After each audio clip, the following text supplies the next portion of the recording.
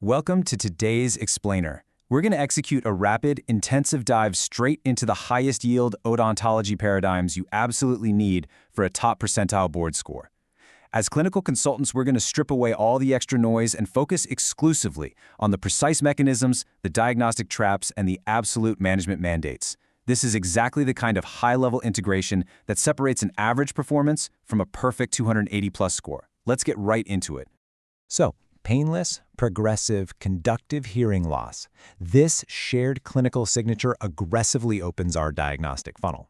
When a patient presents with this exact constellation of symptoms, it immediately forces us to differentiate between two heavily tested but completely distinct temporal bone pathologies. You simply cannot rely on the chief complaint alone here. We have to understand the underlying structural failures at play. Module 1. The ossicular fixation, otosclerosis. Let's look at our first pathology. Otosclerosis is an autosomal dominant condition with incomplete penetrance that strictly targets the middle ear mechanism. We typically see this presenting in young adults, and a classic history detail is that it frequently accelerates during pregnancy. But what's the actual pathophysiologic driver? It's abnormal bone remodeling. This creates a purely mechanical conductive barrier because the disease rigidly locks the stapes footplate directly to the oval window. So sound waves hit the tympanic membrane perfectly fine, but the mechanical energy just cannot transfer through the ossicular chain because the stapes is literally cemented in place. Now you have to navigate the otoscopic trap. On exams, do not fall for the temptation to look for an angry, bulging eardrum. In otosclerosis, the tympanic membrane is typically perfectly normal. You must actively hunt for the rare pathognomonic marker, the Schwartz sign. This is a subtle reddish blush seen deep behind that perfectly intact eardrum, and it represents active hypervascular bone formation. If you see a normal drum paired with conductive loss and a family history of deafness, you are absolutely looking at otosclerosis. Because this is a strictly mechanical fixation, medical therapy is entirely irrelevant.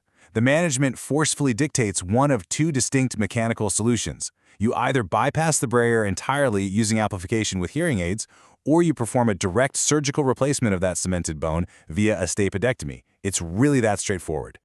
Module 2. The keratinous destruction, Cholesteatoma. Contrast that bony overgrowth directly against our second pathology. You absolutely must understand this mechanical cascade. Cholesteatoma is overwhelmingly an acquired condition, and it starts with chronic eustachian tube dysfunction. This dysfunction creates a literal vacuum, chronic negative middle ear pressure. That negative pressure strictly sucks the most vulnerable part of the eardrum, which is the pars flaccida, inward. This creates a deep retraction pocket. Squamous epithelium then gets trapped in this pocket, continuously shedding keratin debris to form an expanding, locally destructive mass. It is by definition a squamous trap. The absolute diagnostic marker you're hunting for here is a pearly white mass, strictly located in the superior portion of the tympanic membrane. Crucially, this is accompanied by chronic, painless, foul-smelling otorrhea that fails completely to respond to standard medical therapies. Listen, the failure of antibiotics is your massive red flag. Module 3. The erosive threat. We are now escalating the clinical stakes. Unlike the simple, bony overgrowth of otosclerosis, a cholesteatoma actively secretes lytic enzymes. As this keratinous mass expands, it sequentially triggers a devastating complication matrix. First, it strictly erodes the ossicles, which causes worsening conductive hearing loss. If it progresses and breaches the semicircular canals, your patient is going to develop acute, severe vertigo. And if it erodes the facial nerve canal, you're looking at a sudden, devastating cranial nerve 7 palsy. Because medical therapy is completely useless against this erosive, enzyme-secreting threat, the absolute medical mandate is clear and uncompromising.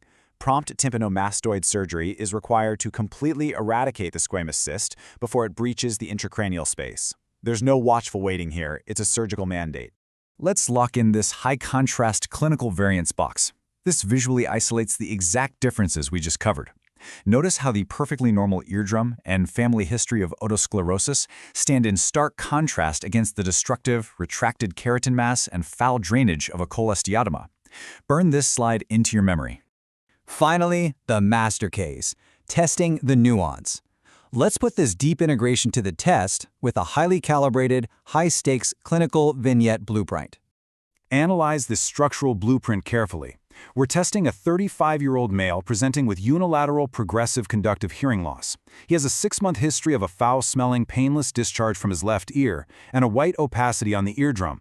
But here's the critical escalation: the onset of sudden left-sided facial droop, meaning a CN7 palsy. So we have progressive hearing loss, a masked, destructive temporal bone lesion, and devastating nerve involvement.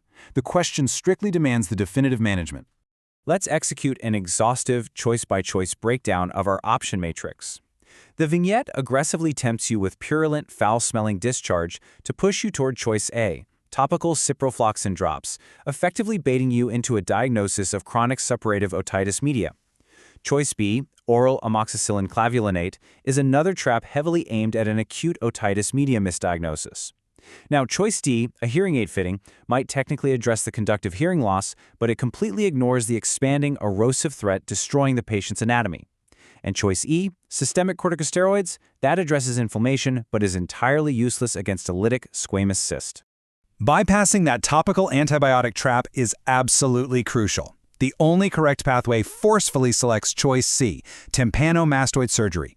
You must recognize the destructive nature of the underlying cholesteatoma, actively bypass the temptation of antibiotics, and select prompt surgical excision to halt the erosive destruction of the temporal bone and relieve the compromised facial nerve. Mastering these intricate mechanisms and unmasking the diagnostic traps, specifically differentiating a cemented stapes from a lytic squamous cyst, is precisely what separates an average performance from a perfect score. Are you prepared to bypass those traps and identify the absolute surgical mandate under pressure? Thank you for joining me in this explainer. Keep reviewing these concepts, and I'll see you in the next deep dive.